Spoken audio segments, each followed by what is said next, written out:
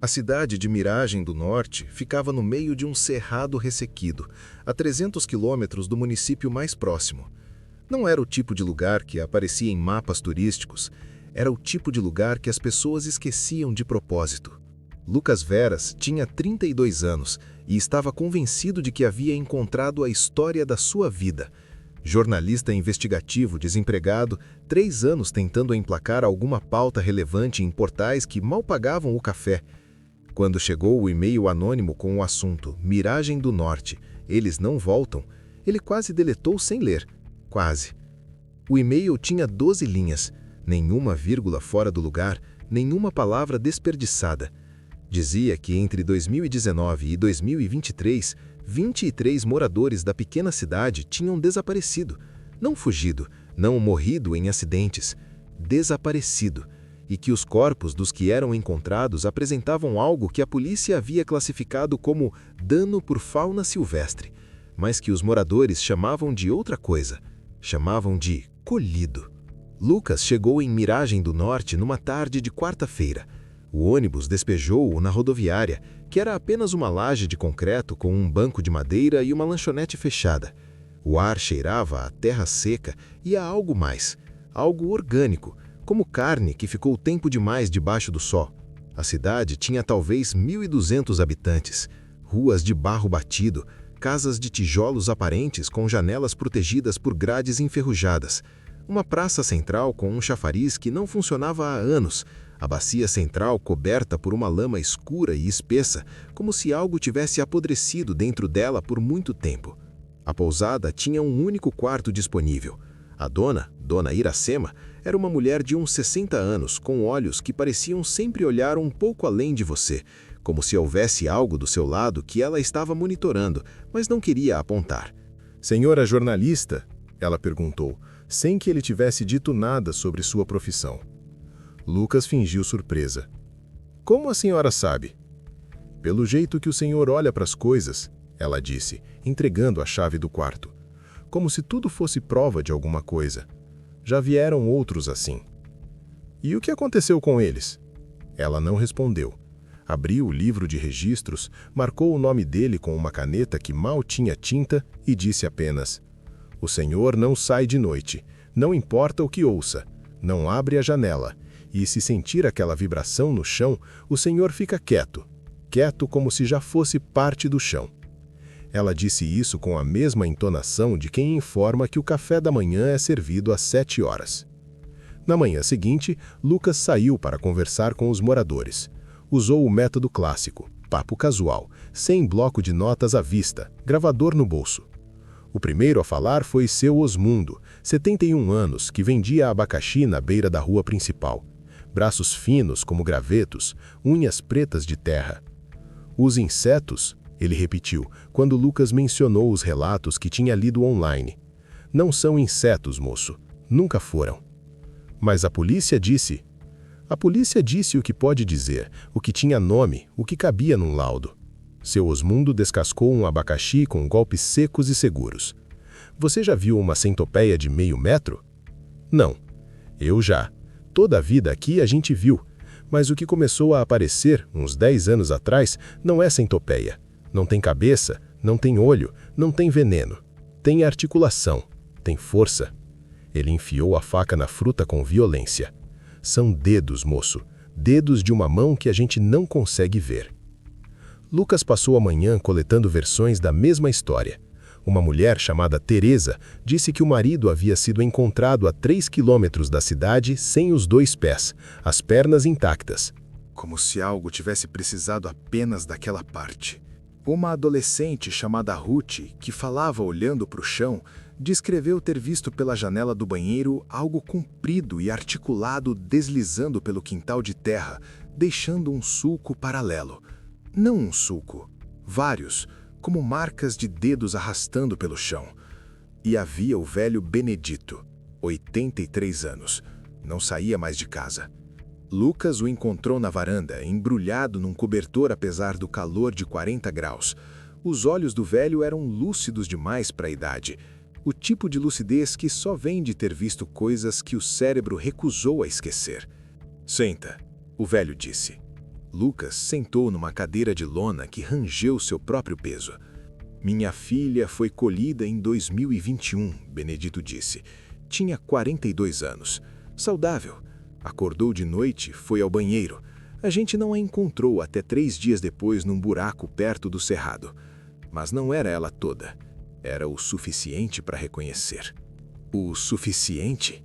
A boca, as mãos, a maior parte do tronco. Ele pausou.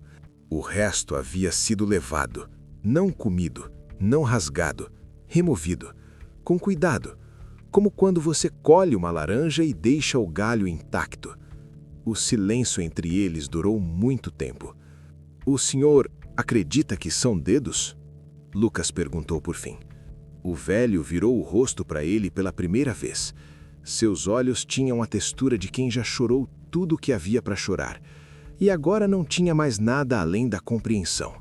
Eu não acredito, o velho disse. Eu sei, porque eu vi a mão. Lucas não conseguiu dormir naquela noite. O quarto da pousada tinha paredes finas como papel. O colchão cheirava a mofo e a algo que ele não conseguia identificar. Uma doçura densa, podre, como flores murchas dentro de um pote fechado. Ele ficou deitado de costas olhando o teto com o gravador sobre o peito. Eram 2h40 da madrugada quando sentiu. Não ouviu primeiro. Sentiu.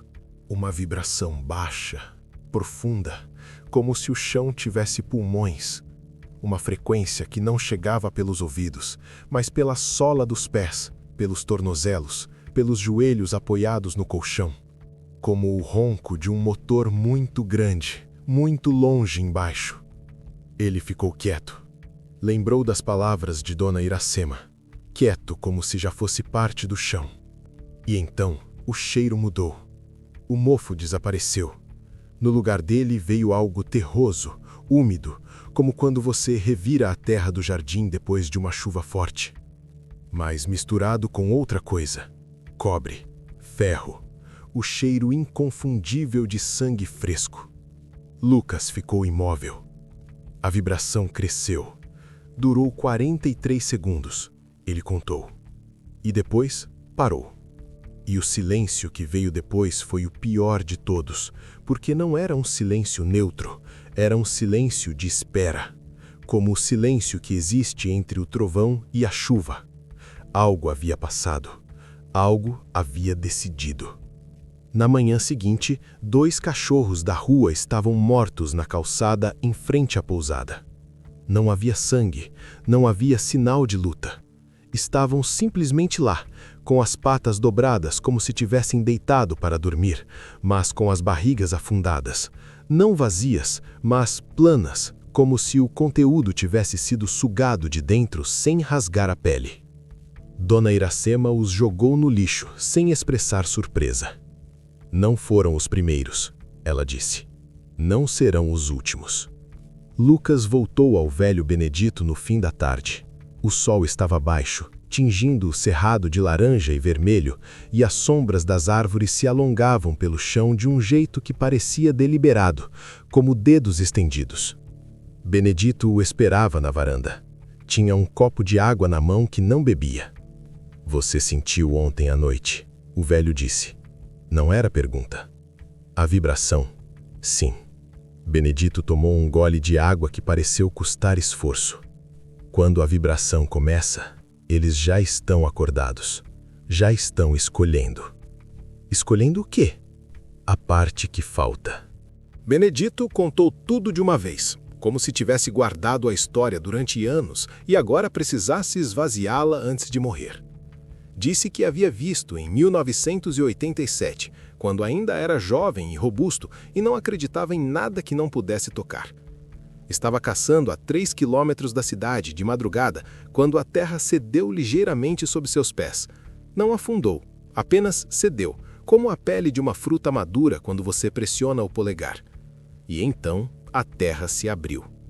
Não dramaticamente, não com estrondo, com a calma cirúrgica de quem faz isso há milênios.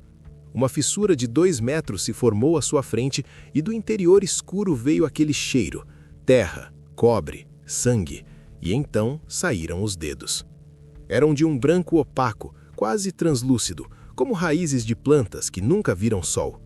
Cada um tinha mais de 1 metro de comprimento, articulados em 3 juntas, como dedos humanos, mas longos demais, grossos demais, terminando não em pontas, mas em superfícies circulares, como ventosas, mas com bordas que se moviam, que se abriam e fechavam em pequenos movimentos rítmicos. Eram 8 dedos, e eles varreram o chão ao redor da fissura com movimentos metódicos, precisos, como uma mão procurando às cegas um objeto perdido numa gaveta escura. Uma cobra passava perto, Benedito disse, a voz plana. Um deles a tocou, só tocou. A cobra não se mexeu mais, e o dedo a recolheu, devagar, para dentro do buraco. E a mão? Não vi a mão. Nunca ninguém viu a mão inteira. O buraco é pequeno demais. Os dedos passam, mas a palma não. É muito grande. Benedito finalmente olhou para o horizonte. Grande demais para imaginar. Lucas ficou olhando para o cerrado. As sombras das árvores agora pareciam diferentes. Cada galho baixo, cada raiz exposta, cada sulco no chão seco, tudo parecia uma possibilidade. Tudo parecia uma abertura esperando a hora certa. Por que a cidade não foi embora? Lucas perguntou. Com tudo isso, por que ficaram? Benedito sorriu pela primeira vez. Era um sorriso que não tinha alegria nenhuma. Porque eles não deixam, o velho disse. Quem tenta ir embora não chega ao fim da estrada. Já tentamos. Você vai perceber que não existe sinal de celular por acidente. Que o único ônibus que para aqui, para só quando eles permitem. Que a estrada fica intransitável toda vez que alguém decide ir embora de verdade. Pausa. Você já está aqui, filho. Agora você faz parte da conta. Lucas não dormiu naquela noite nem na seguinte. Ficou analisando os dados que havia coletado, tentando encontrar um padrão racional, uma explicação geológica, biológica, qualquer coisa que pudesse encaixar numa matéria jornalística sem soar como loucura. Mas o padrão que encontrou era pior do que qualquer coisa que ele havia imaginado. Os desaparecimentos e as mortes não eram aleatórios. Havia um intervalo regular de 92 dias entre cada incidente, como uma colheita sazonalmente programada. E as partes do corpo que eram removidas nos corpos encontrados não eram as mesmas em cada caso, como se algo estivesse completando o inventário, coletando partes específicas em sequência. Uma vez, fígados. Uma vez, vértebras. Uma vez, a pele da palma das mãos, removida com precisão cirúrgica. Lucas organizou a linha do tempo numa folha de papel, marcou as datas, marcou as partes e então percebeu. O próximo ciclo era em 3 dias. E havia exatamente uma parte na lista que ainda não tinha sido colhida. O coração. Ele ficou olhando para a folha de papel durante muito tempo. Depois levantou, foi ao banheiro, jogou água no rosto, olhou para o espelho. Seu próprio reflexo parecia levemente estranho. Os olhos um pouco opacos, as veias do pescoço mais marcadas do que deveriam. Como se a pressão interior estivesse aumentando. Ele racionalizou. Era o estresse, a falta de sono, o calor. Mas enquanto colocava a cabeça no travesseiro, ele sentiu, só por um instante, talvez apenas 3 ou 4 segundos, o coração bater fora do ritmo. Uma pausa longa demais entre um batimento e outro. Como se algo muito abaixo, muito longe, estivesse testando o produto antes de decidir colhê-lo. Na noite de sexta-feira, 2 dias antes do prazo que ele havia calculado, Lucas acordou às 3 da manhã. Não com a vibração, com o silêncio. Era o mesmo silêncio de espera, mas mais denso dessa vez, mais próximo, como se a fonte do silêncio não fosse mais embaixo da terra, fosse embaixo do assoalho. Ele acendeu a lanterna do celular, sem sinal, como sempre. Apontou para o chão. O assoalho de madeira estava intacto, mas havia uma rachadura nova, fina como um fio de cabelo, percorrendo do canto da parede até quase o centro do quarto. E do interior da rachadura vinha aquele cheiro, terra, cobre, sangue, misturado com algo que ele nunca havia sentido antes. Algo quente, algo vivo e antigo ao mesmo tempo, como o bafo de uma boca que comeu carne crua. Então, a rachadura se alargou, devagar, com aquela calma cirúrgica de quem faz isso há milênios. Lucas recuou para a cama, ficou de joelhos sobre o colchão, lanterna apontada para o chão, e assistiu enquanto a fissura atingia 15, 20 centímetros de largura, e os primeiros dedos apareciam. Eram exatamente como Benedito havia descrito, branco opaco, articulados, longos. Mas havia uma diferença que o velho não havia mencionado, ou talvez não tivesse percebido de longe no cerrado escuro. Eles tinham textura. Não era pele lisa, era pele marcada por linhas finas, paralelas, como as linhas que existem na palma de uma mão humana. Como se o que estava abaixo, fosse lá o que fosse, tivesse dedos verdadeiros, não membros de inseto, não tentáculos, não raízes. Dedos. 6 deles varreram o assoalho ao redor da fissura, com calma, com método. E então o maior, o que ficava no centro, parou. Ficou parado por 3, 4, 5 segundos. E então se virou. Não havia olho, não havia rosto, mas Lucas tinha certeza absoluta, física, visceral, de que o dedo estava apontado para ele, que havia sido encontrado. Ele gritou, pulou da cama, jogou-se contra a porta do quarto, arrancou-a do batente e correu pelo corredor escuro da pousada, desceu as escadas tropeçando, saiu pela porta da frente para a rua de terra batida. A noite estava morna e quieta. As estrelas estavam todas lá. Nenhum vizinho acendeu a luz, nenhum cachorro latiu. Porque em Miragem do Norte, ninguém sai para ver quando alguém grita à noite. Lucas correu pela rua principal. Seus pés descalços batiam na terra dura. Ele estava de cueca e camiseta, sem documento, sem carteira, sem nada. Só o instinto brutal de ir embora. Correu em direção à estrada. Correu por quanto tempo não sabia. Talvez 10 minutos, talvez 20. Seus pulmões ardiam. O chão sob seus pés parecia mais mole do que devia, como a pele de uma fruta madura prestes a ser aberta. E então parou. Porque à sua frente, a estrada havia acabado. Não havia árvore caída. Não havia buraco. A estrada simplesmente terminava numa parede de cerrado denso que ele tinha certeza que não existia ali. Ele havia chegado por esse caminho 2 dias antes.